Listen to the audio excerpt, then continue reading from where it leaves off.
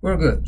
So we're just going to be talking about acceptance. So acceptance, I'm just going to draw this here.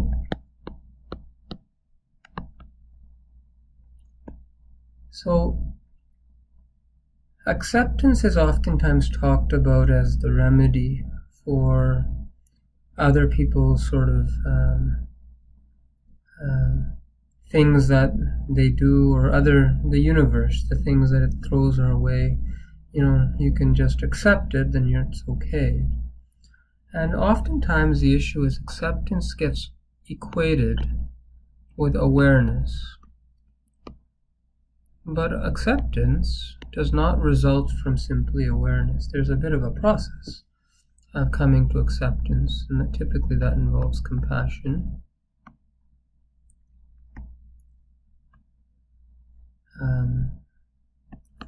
An act of forgiveness, which gives you the neutrality of acceptance. And so the thing about acceptance is, what is it that we're trying to achieve with acceptance? How does it help? And the classical question that always comes up is, should we accept things that are like transgressions of our boundaries? Should we accept these? If someone transgresses our boundary, should we just say, oh, it's fine? And oftentimes that just kind of creates a bigger problem down the road. And so I think from a trauma lens, what I would ask you to think about is the idea of loose ends and the concept of completion. So that kind of sounds a bit mysterious. Acceptance is one way of achieving completion.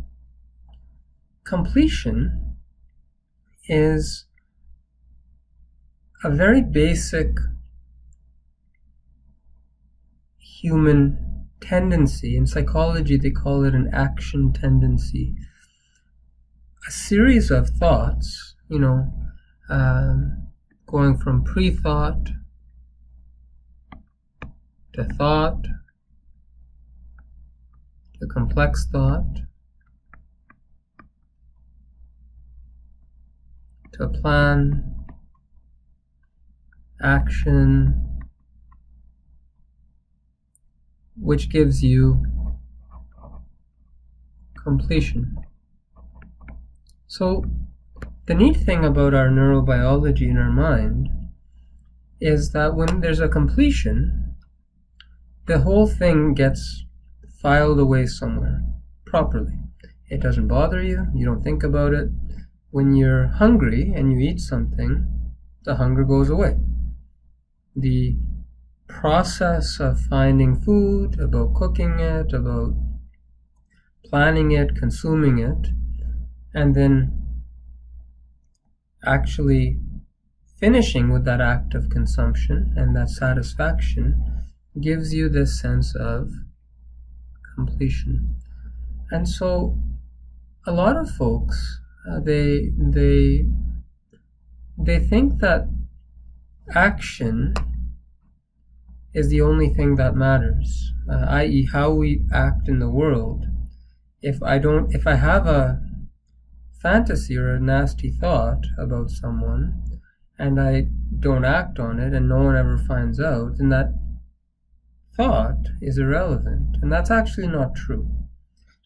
A lot of obsession happens when things get improperly paused where they shouldn't.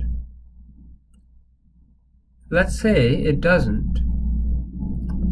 You have a thought. Let's say it is, this person wronged me. But that's a thought. That's probably true. You didn't follow through or weren't allowed to follow through with an expression of that. And the brain doesn't take well to that. It just kind of keeps looping back and forward again and again and again, obsessively, until you sort of, distract. And then it seems to go away, but as you learn from the subconscious garbage can, it doesn't actually. It just gets deposited as a thing in there. And over time, you fill up your can. So the reason that these obsessive thoughts persist is that they were on a trajectory that was going towards completion, but they got interrupted somewhere. They got interrupted because people weren't allowed to express what they needed, what they felt. They got interrupted because they chose not to. For whatever reason, it got interrupted. And what the mind does is it creates a loop, and that thing keeps coming back. And trauma is like that. So what is trauma?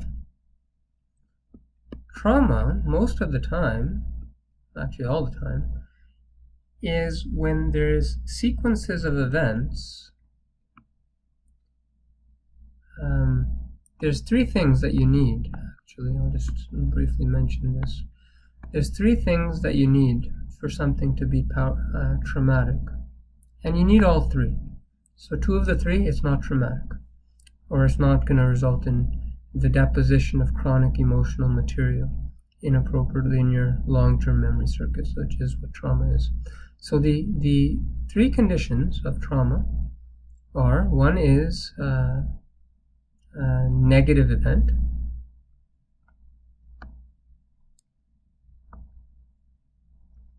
Second is a sense of powerlessness.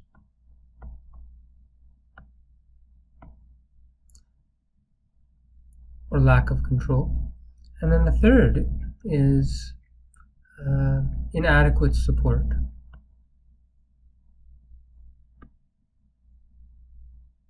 So these are kind of three pillars that hold up trauma. And if you don't have two of the three, the whole thing falls over and it doesn't actually result in anything. And so when there's a negative event, let's say someone pushes you and you're too afraid to say, that hurt, how come you did that? And I didn't appreciate that, which is assertive. But you didn't say it, you stuffed it. For whatever reason, you stuffed it. Then there's a negative event, you're powerless, and most of the time when that happens, and you didn't say it to that person, but then later on you go home to a loved one, and you say, yeah, this happened, and then they shut you down, oh, it's your fault, or oh, it's not a big deal. Then you get these three things happening. Because the negative event set a train of thought in motion that needed to progress towards completion, which is an authentic expression of self, and just got interrupted. And because it got interrupted, it just continues to cycle endlessly. And it will be endless until someone passes away or until they deal with it. It's a fascinating thing about trauma, is that it is always permanent and stored as a permanent looping thing. It's kind of a funny brain mechanic. And that thing will continue until you proceed to some form of completion. So that completion might be 20 years later, in a therapist's office with,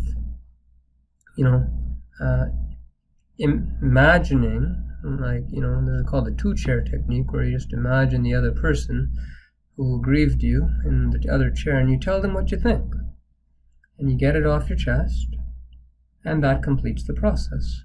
The emotion then gets expressed, and the obsession lessens. And when that obsession lessens, that it gives you a form of acceptance. And so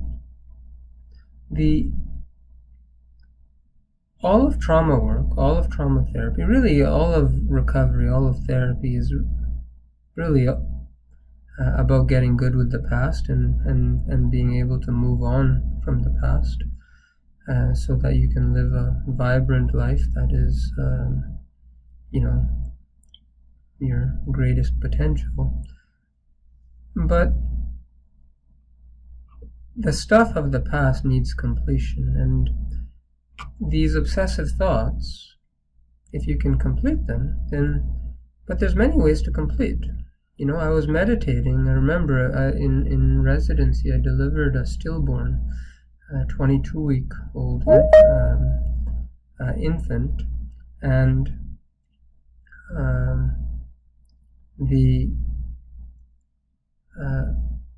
and what happened was that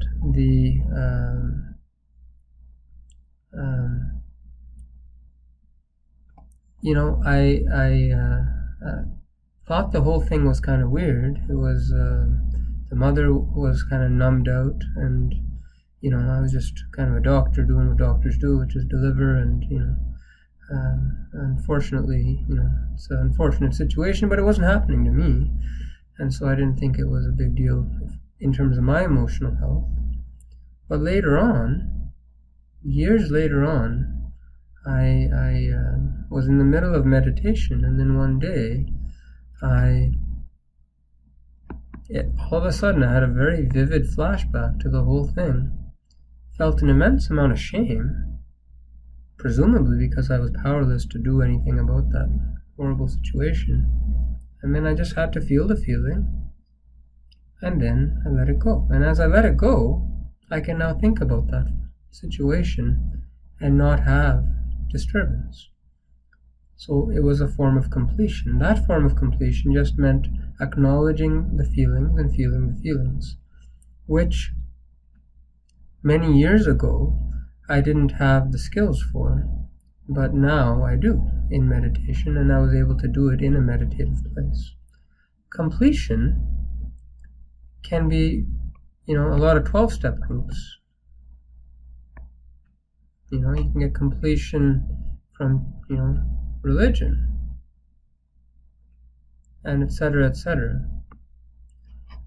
Now, the reason why this is helpful to tie to acceptance is that the feedback loop. So how does this tie to acceptance? Well, let's say someone does something bad to you, and you say to yourself in the moment, well, you know what? This person's had a pretty hard life. It's not personal. It's not about me.